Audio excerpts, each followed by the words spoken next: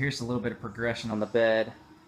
All the wood is in there, and this is actually I forget what exact size the wood was. I think it was 8 or 9 inches wide, just rough cut. And my dad cut them all down and put the groove in, put that groove in all of them and whatnot. He did all that, and then this is some kind of like marine type stain, polyurethane.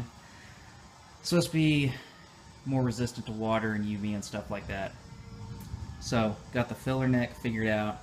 I had to cut a kind of oval hole here. That's just a piece of garden tubing on there that I'm going to use as a gasket. I'm going to have to make a new one though because that one's too short. And then I went out to Bob's and got this filler neck, which I'm going to use. I was originally going to cut this piece right here off of the gas tank that would have been in the cab.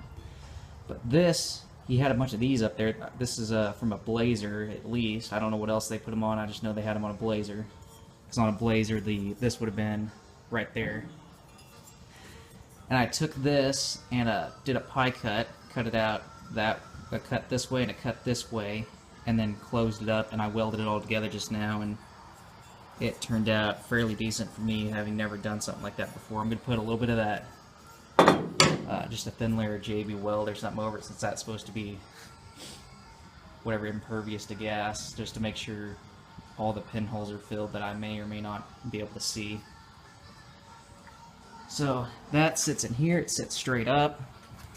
And then the filler neck is right there, right here. This one's the return, so that's going to sit right about there.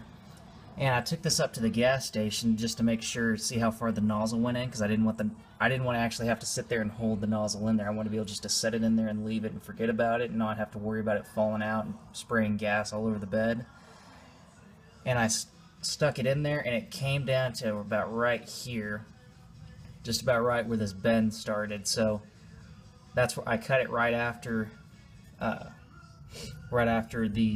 point at which the hose stops. And so that should prevent me from having any problems there. And this pretty much puts it parallel to the fender well, so I can hook the hose up to it. This right here, coincidentally, was the exact same size, or within the 1/16th of the tank. So I think this is a 1 1/4 inch fuel neck, and it fits right over that, and it fits right over the tank. And I think this is going to have 30.5 outer diameter tires on it. If they clear, I don't know. I kind of tried measuring around, and I think they'll clear, but we'll see.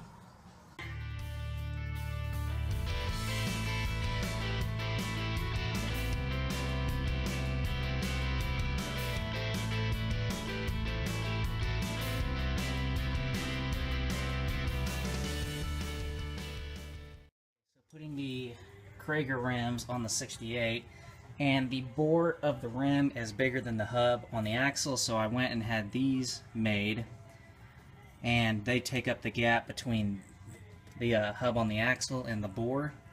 And I had these made in machine shop, and then I cut out these little notches here and filed them down. That's so I can put them on there and get a screwdriver behind them to pry them off. And I'm going to use this blue caliper grease, hopefully to keep them from rusting. And I'm going to try and use this just because I don't have any anti-seize laying around, and hopefully that'll stand up to the heat, since all this is going to get fairly hot, I imagine. So I've already got all the other 3 done, but grease it up, that goes on there, grease the top of it, put the center cap in the rim, put the whole thing on, and that's pretty much it.